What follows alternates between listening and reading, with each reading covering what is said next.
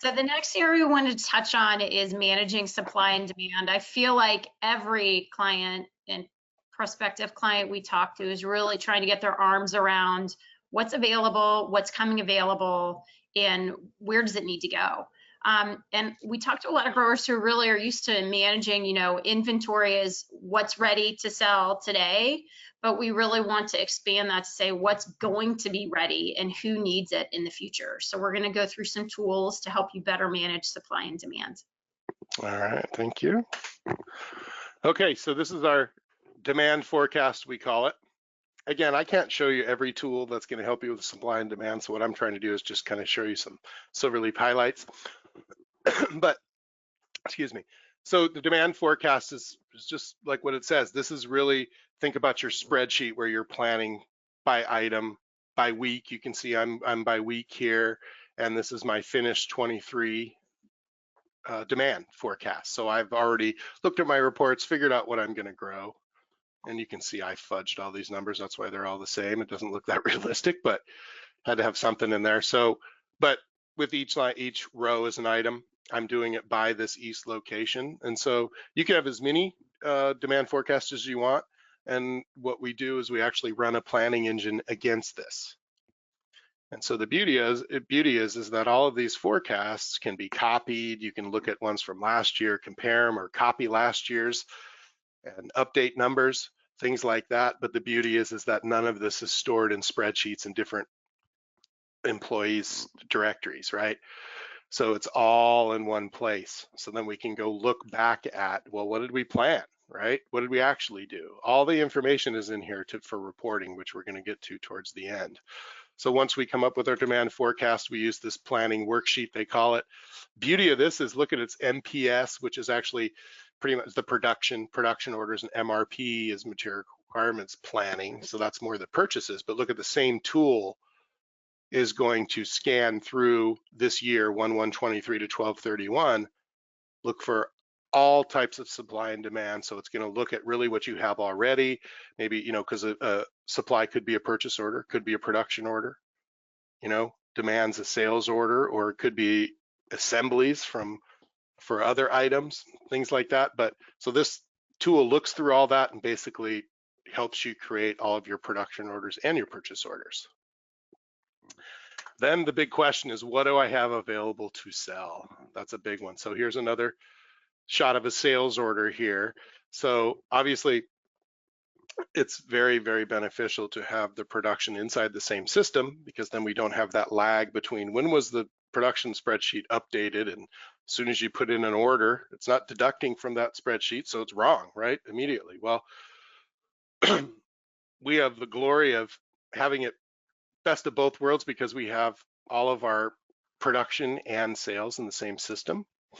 But SilverLeaf has a tool called Availability Matrix. Now this is extremely powerful, because this is, again, I'm looking at a category of annuals, but this Availability Matrix looks at every kind of item, meaning if it's a purchase item, could be an input, could be, ceramic pots for something. And so you can use demand forecasts and the planning and all that for things you want to purchase or things you want to grow. Okay, so in the same availability matrix covers all of that. So again, I'm looking at it by week, and you can see here, let's go ahead and zoom in on our Petunia Easy Wave red here.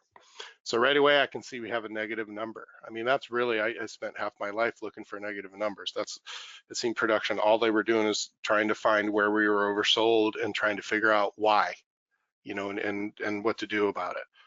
So what we've really done is not only shown you the availability here, but I can actually click on any of these numbers to figure out how is it coming up with negative 90. So if I drill into that number, you can see here starting at the top, it says item ledger entry. What that means is that was like a positive or adjustment. That's actually me just shoving inventory in here. It's a demo system. But so that's what that means. So there was 3,910 available. And then if you see this sales line, there's a sales, or at least you can drill into these links here, or these numbers, to see exactly what sales order is behind it. But anyway, we got sales for 6,000. So you can see we bought some in. So we had a purchase line. That's more supply, right? So, but we're still short. 91. So maybe if this purchase order didn't ship yet or something, we could increase it, but you can actually see why are we negative 90. But then I can look up here and look at there's 3,910 available week 13. Let's drill into that. So this has got more. Look at, we got an assembly line, which is like an assortment or a kit or something we're going to assemble. So this easy wave petunia red is part of that. So it's saying 250 this week are going to assemblies. We see that item ledger entry still from where I shoved in 3910. But we got 7,500 of sales. Look at, we got a production order. So that means we're growing this, and that's supposed to be finished for 5,000. And we did purchase some too. So you can see how valuable this is. You know, not only in the system I used to use or lack thereof, we would see the negative, but we had to run all sorts of other different reports and look through orders and everything and try to figure out why is that negative, right? Well, in our system, you can just drill into it and see. And then if I did drill into this 7,500 sales line, it will show you the two orders. And I can actually even click show document and browse to these. So that works the same. If I would have drilled into the purchasing or what have you, it'll show you each individual purchase order of that. Full access to information. All right, let's move on. Awesome. So the next area you want to talk about, I think there's a lot of economy of scale that we can bring to the table for helping clients manage fulfillment. What we're going to talk about today is really managing loads, and we'll jump into what is the load and what are the tools to help organize more effectively how we're shipping and delivering our material. All right, thank you. Okay, so part of our SilverLeaf tool set here in Business Central is load management. And so we can use load, we can use load management in a lot of ways, right? So it doesn't necessarily have to be a truckload, right? Really what the load management is doing is you're going to be able to pull in multiple sales orders or transfer orders, what have you, and be able to bring them in all together to do things like create picks,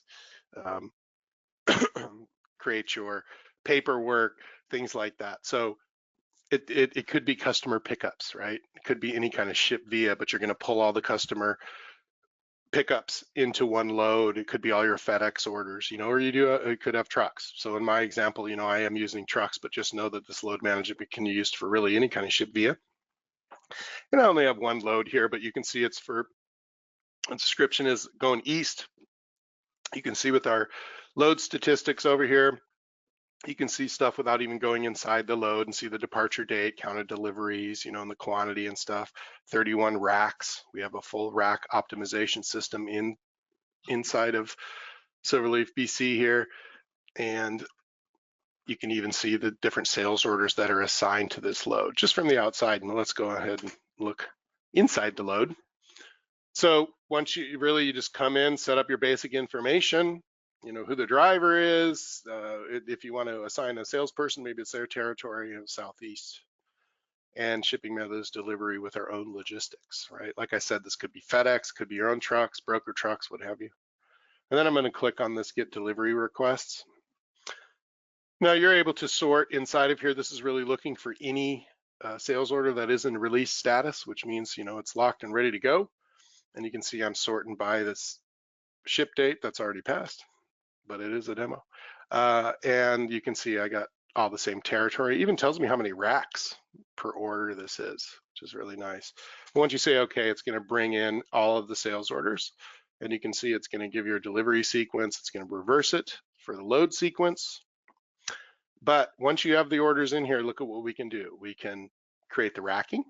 So I can create shipment racks. You know, this is full on rack optimization, which knows the heights of the plants, how many fit on a layer and all that. So it's not just about static shelves on a rack. This is really meant to have you optimize so you can really use the racking to print reports of the racks that need to be built, you know, next week, what have you. You can also show the route on a map. We're integrated with Google Maps, so you can be able to look at what your route is and get directions and all that, right? We can create our warehouse shipments and picks, all from here, bill of lading. And then once you're done, you're going to post your loads. And then so it will take all of the sales orders that are in the load and mark them all as shipped. So it's really kind of a one-stop shop workspace to really come in, pull in the orders that are shipped, and do everything from printing paperwork to showing on a map, signing drivers, all that information all in one place.